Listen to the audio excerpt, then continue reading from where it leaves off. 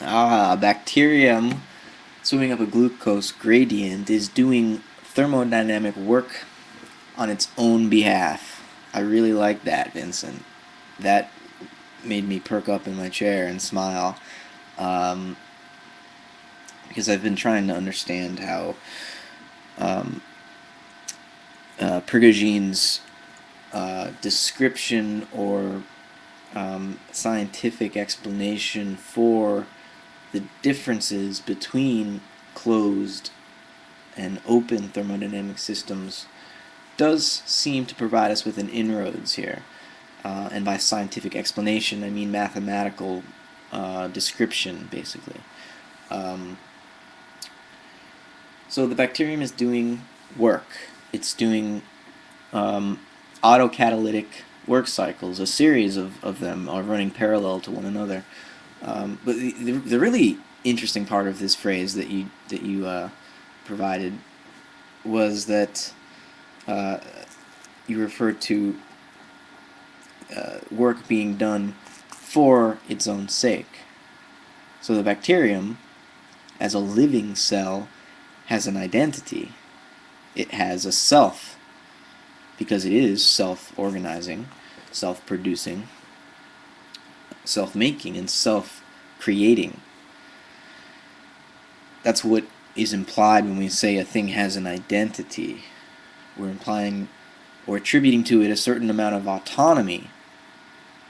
Um, and another thing that comes along with this is that when we say something has identity, it has experience. There's something it is like to be that, um, and therefore something for which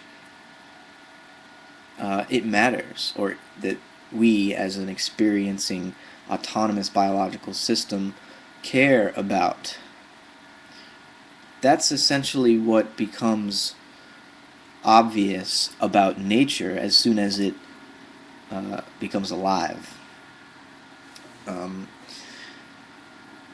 so certainly describing the purposes of organisms as simple as a single bacterium, which isn't that simple, really. I mean, the reason that a bacterium can swim at all is because of I don't know if it's thousands or millions, probably millions of other organisms living in a symbiotic relationship with them. These little flagellates that, all they do is kind of twist around and they wave, but somehow they've coordinated their activity such that they can swim in a certain direction. They can um,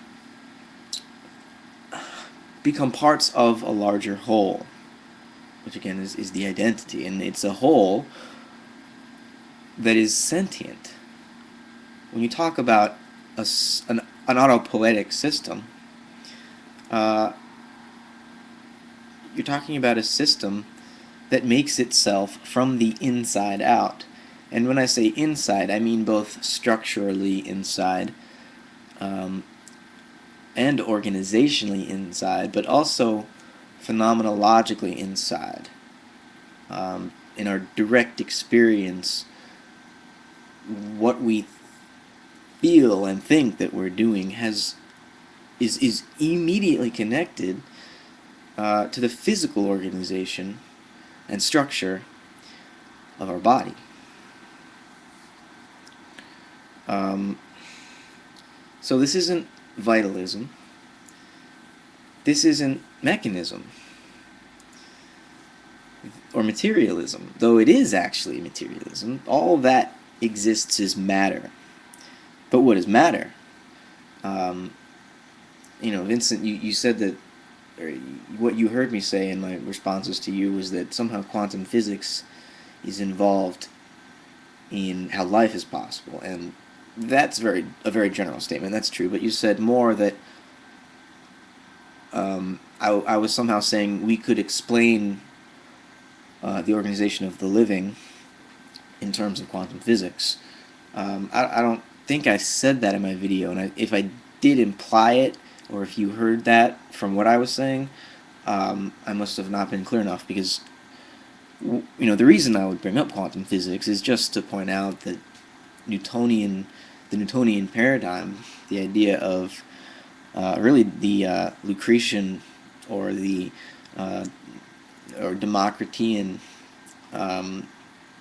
paradigm of atomism, and an understanding of law as imposed from outside, that paradigm no longer is taken seriously philosophically. Now, what's happened is that, you know, modern human civilization has become so complex that these different schools of thought, and really schools of life, because all these institutions like the artists branched off and became independent of the churches, and the university branched off from both, and you had the media branch off, and just all these different aspects of society which used to be more unified. I mean, in the Middle Ages, art was for the church, philosophy was for the church, it was theology.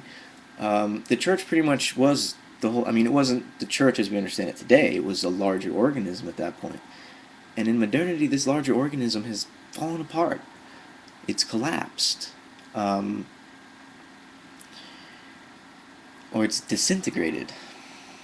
Which isn't necessarily bad. It may just be the chaos before the emergence to a larger, more complex state of or process of order, which is something that Prigozhin himself said, that when you're watching the behavior of any complex system, any far from thermodynamic equilibrium open system, when it starts to fluctuate wildly, there's going to be a massive phase transition soon. Now, this could be death, but it also could be the emergence, the evolution, the mutation into a new, not only a new phenotype and a new genotype, but a new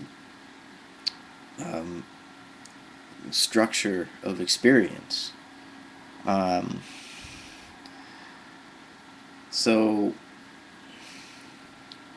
what organismic philosophy is really trying to get us to do is not only deconstruct substance dualism, the mind-body dichotomy, but then reconstruct our way of thinking in an organic way, such that we realize everything in nature feels, and everything in nature moves in a direction toward the future for a reason.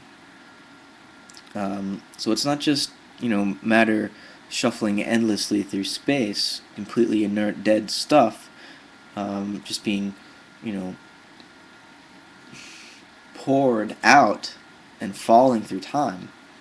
That's what, Democritus and as famously poeticized in Lucretius's texts.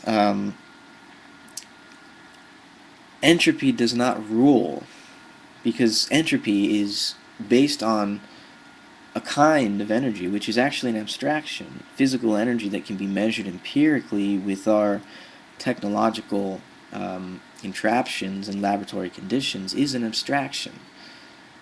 It's not everything that energy is supposed to be. I mean, if energy is what the universe is, we cannot describe it only in terms of what can be seen, because energy is also invisible. Energy also has an inside. It has more than just a mechanical presence. It has a vital presence. But again, these are just two poles of the same planet. They're not separate substances. They're two ways of looking at, or two ways of understanding and relating to the same thing, which is experience, pure experience, devoid of a subject-object split. That's what we are given and create in every moment. And I stress givenness and creativeness occur always together, which is why I don't like the free will determinism dichotomy either. They're always together. It's one concrete